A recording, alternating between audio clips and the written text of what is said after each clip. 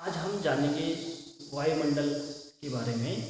वायुमंडल होता क्या है? हमारे जो पृथ्वी है उसके चारों ओर वायु के फैलाव या वायु के आवरण को वायुमंडल कहा जाता है।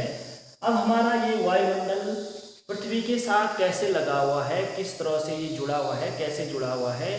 तो हमारा जो वायुमंडल है वह गुरुत्वाकर्षण शक्ति के कारण पृथ्वी के चारों ओर या पृथ्वी से जुड़ा हुआ है। अगर हमारा ये वायुमंडल पृथ्वी के साथ जुड़ा नहीं होता तो पृथ्वी पर जीवन की कल्पना नहीं की जा सकती है।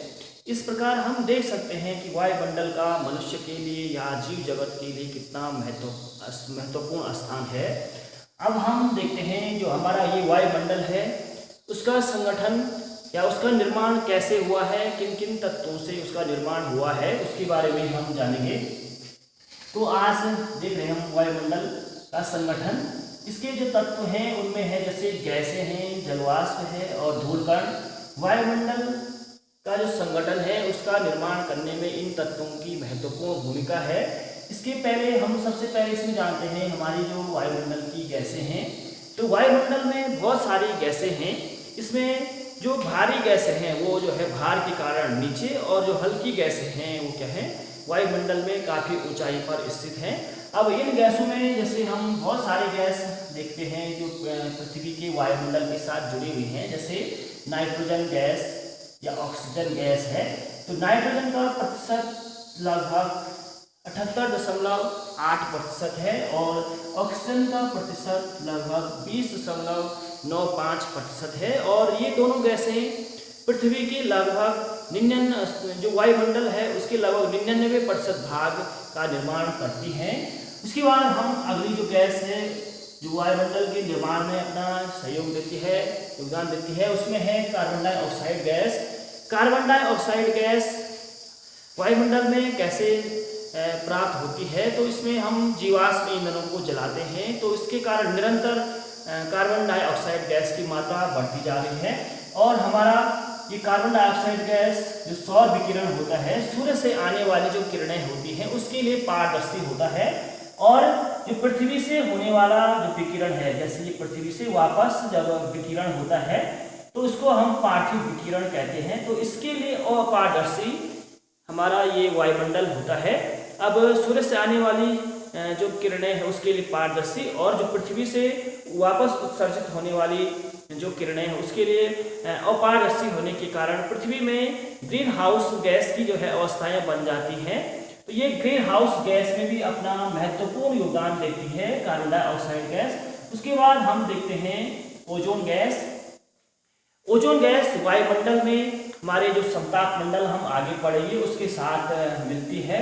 तो इस ओजोन गैस के द्वारा पृथ्वी पे जो सूर्य से आने वाली पराबैंगनी किरणें हैं उनका अवशोषण करने का काम किया जाता है। और एक प्रकार से जो हमारी समताप मंडल के साथ लगी हुई ओजोन जो परत है, जो ओजोन गैस है, वो एक फिल्टर का काम करती है। वो क्या करती है, सूर्य से आने वाली जो पराबैंगनी किरणें हैं उनको पृथ्वी पे फिल्टर करके, इस ओजोन परत पे फिल्टर करके पृथ्वी पर पहुंचती है। तो इस प्रकार जैसे हम घरों में चाय छानते हैं छाननी से, तो वैसे ही ये हमारा क्या करता है, ओजोन परत या ओजोन गैस जो सूर्य से आने वाली किरणें हैं उसको फिल्टर करने का काम करता है। अगर ये ओजोन गैस इस परत में नहीं होती तो हमारी जो सूर्य की किरणें हैं, अल्ट्रावायलेट किरणें हैं, तो वो क्या करती, सीधे पृथ्वी पे पहुंचती और पृथ्वी पे मानव जीवन के लिए बहुत ही जो है नुकसानदायक होता, और जैसे जीव जगत है उनके लिए काफ़ी जो है नुकसानदायक होता। जैसे मनुष्य के लिए ही बहुत सारी जो है बीमारियां उत्पन्न हो जाती, जैसे त्वचा से संबंधित या आँखों से संबंधित, ऐसे ही जो हमारे पेड़ पौधे हैं उनके लिए भी ओजोन गैस काफ़ी नुकसानदायक हो सकती थी। अगर ये हमारी परत ओजोन गैस इसके साथ न लगी हुई होती तो ये एक प्रकार से हमारे लिए एक फिल्टर का काम करता है। अब हम आगे देखते हैं जो वायुमंडल है उसमें अन्य गैसें कौन सी हैं। जैसे ऑर्गन है हमारा, कार्बन डाइऑक्साइड की मात्रा हमारे जो वायुमंडल है उसमें लगभग 0.036% है। और उसके अतिरिक्त नियॉन है या हीलियम, क्रिप्टॉन, जेनॉन हो गया और हाइड्रोजन, ये गैसें हमारे वायुमंडल में फैली हुई हैं। और ये हमारा वायुमंडल है उसके निर्माण करने में अपना महत्वपूर्ण योगदान देती हैं। उसके बाद दूसरा हमारा क्या है, जो वायुमंडल का संगठन करने वाला तत्व है वो है हमारा क्या, जलवाष्प। और जलवाष्प हमें पृथ्वी पे कहाँ से प्राप्त होती है, जैसे हमारे पौधे होते हैं, वनस्पतियाँ होती हैं, जलाशय होते हैं और जीव जंतु होते हैं, इनसे उत्सर्जित होकर हमारे वायुमंडल को जलवाष्प प्राप्त होती है।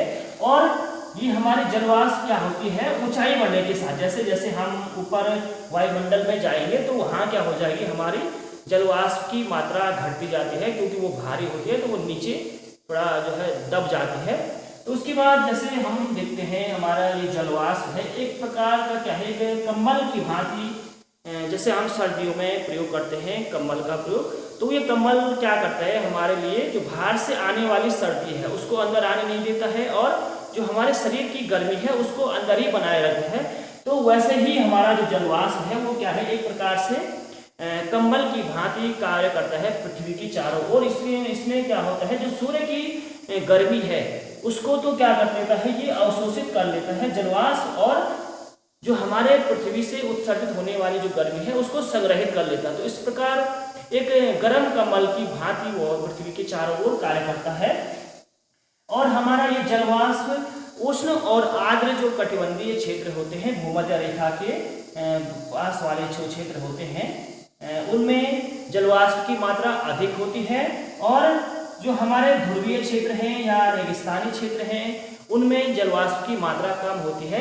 तो इसको हम इस प्रकार से लगा सकते हैं, ये हमारी भूमध्य रेखा हो गया, यहाँ से हम जैसे जैसे ध्रुवों की ओर जाएंगे तो वहाँ क्या होगी, जलवाष्प की मात्रा घटती जाएगी। यानी कि जो हमारा विषुवत या विषुवत रेखा है तो पृथ्वी पर, वहाँ से हम उत्तरी ध्रुव और दक्षिणी ध्रुव की ओर जाएंगे तो वहाँ पे क्या हो जाएगा, जो हमारी जलवाष्प है उसकी मात्रा कम होती जाएगी। और जो हमारे 90% जो जलवाष्प है वो पृथ्वी की लगभग 5 किलोमीटर की ऊंचाई तक ही जो है पाई जाती है उसके भारी होने के कारण। उसके बाद वायुमंडल के संगठन में तीसरा जो कारक है या तत्व है वो है धूलकण। जो धूलकण है वो क्या होते हैं, वायुमंडल में छोटे छोटे ठोस कणों के रूप में होता है, और ये धूलकण हमें जैसे समुद्र से उत्सर्जित होने वाला जो पानी है, जलवाष्प है, समुद्र से उत्सर्जित होने वाला जो नमक है, या जो है अन्य जो भी हमारे छोटे छोटे निर्माण कार्य होते हैं उनसे निकलने वाला धुआं है या राख है, उस प्रकार से वो हमारे वायुमंडल को प्राप्त होते हैं धूलकण।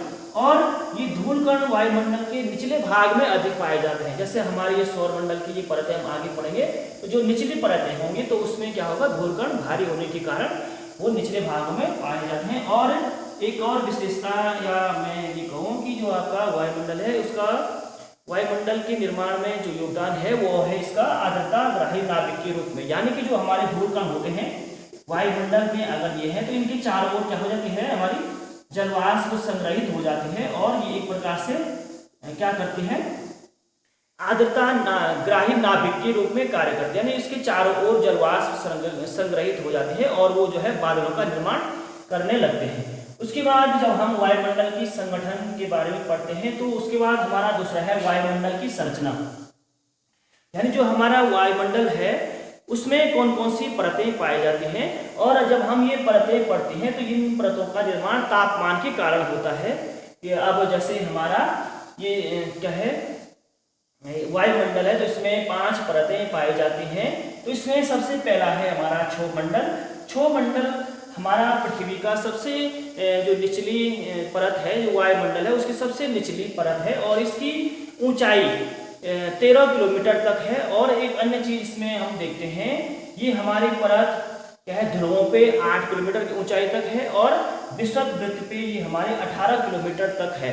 इसका होने का कारण तापमान है, क्योंकि इस परत में क्या होता है, तापमान के कारण क्या होता है, हमारी ये ध्रुवों पे कम ऊंचाई और विषुवत रेखा पे अधिक ऊंचाई पाई जाती है। क्योंकि जो हमारा तेज वायु का प्रवाह है वो लंबवत प्रवाह बहुत अधिक जो है ऊंचाई तक हो जाता है इस विषुवत रेखा वाले भाग में, तो उस कारण इसकी ऊंचाई विषुवत रेखा पे अधिक है और ध्रुवों पे इसकी ऊंचाई कम है।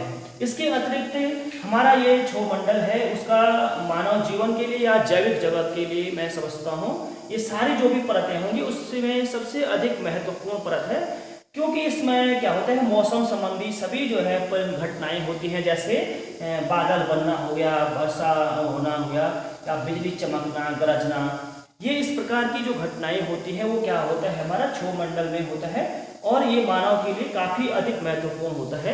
इसके अतिरिक्त क्षोभमंडल की एक विशेषता इसमें ये है, जैसे हम क्षोभमंडल की सीमा तक क्या करेंगे, हम ऊपर बढ़ते जाएंगे तो ऊपर बढ़ने पे लगभग क्या होगा 165 मीटर की ऊंचाई पे 1 डिग्री सेल्सियस तापमान कम होने लगता है। और अब हम इस परत के बारे में जानते हैं, तो इसका जो ऊपरी वाला भाग है, इस क्षोभमंडल का ऊपरी भाग क्या कहलाता है हमारा क्षोभ सीमा कहलाता है। अब दूसरी परत है हमारी वायुमंडल की, वो है हमारा समताप मंडल। समताप मंडल क्या होता है हमारा क्षोभ सीमा के ऊपर 50 किलोमीटर की ऊंचाई तक है और ये क्षोभ सीमा समताप मंडल क्या करता है हमारा, इसमें तापमान सबसे पहले तो सम रहता है, एक समान बना रहता है और इसमें क्या होता है हमारा ये ऊपरी वाला जो भाग है समताप मंडल का, इसमें क्या होता है हमारा ओजोन गैस या ओजोन परत मिलती है या पाई जाती है और ये ओजोन परत क्या करती है, सूर्य से आने वाली अल्ट्रावायलेट जो रे होती हैं, पराबैंगनी किरणें होती हैं, उसको अवशोषित करने का काम करता है। और एक प्रकार से इसको हमने आपको अभी बताया था, एक प्रकार से क्या है एक फिल्टर की तरह काम करता है, जो क्या करता है सूर्य से आने वाली यूवी किरणें हैं उसको यहीं पे रोक लेता है और नीचे पृथ्वी पे उतनी जो है नहीं पहुंच पाती हैं। तो इस प्रकार से हम लगा सकते हैं समताप मंडल का हमारे जीवन में क्या महत्व है।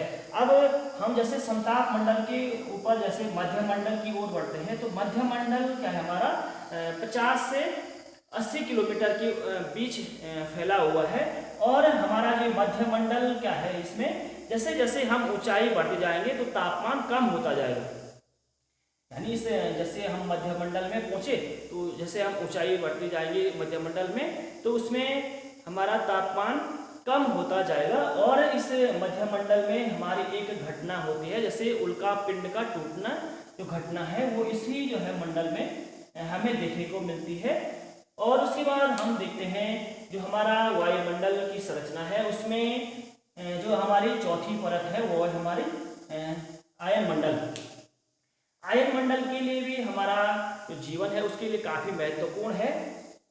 इस मंडल में जो विशेषताएं पाई जाती हैं, जैसे इसमें क्या होता है हमारा तापमान क्या होता है ऊंचाई बढ़ने के साथ साथ आयन मंडल में बढ़ता जाता है, जो इसके ठीक विपरीत स्थिति आपकी इसमें ऊंचाई बढ़ने के साथ साथ तापमान घट रहा था मध्य मंडल में, और आयन मंडल में हम जैसे ही प्रवेश करेंगे तो ऊंचाई बढ़ने के साथ साथ तापमान हमारा बढ़ता जाएगा। और इस मंडल में विद्युत आवेशित कण पाए जाते हैं और एक घटना होती है अरोरा, तो वो इसी वायुमंडल की जो परत है आयन मंडल है उसमें होती है अरोरा की जो घटना होती है।